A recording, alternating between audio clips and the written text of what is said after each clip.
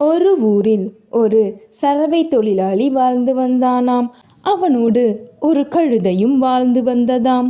இருவரின் வேலை துணிகளை துவைத்து அதனை உரியவர்களிடம் கொண்டு சேர்ப்பதே.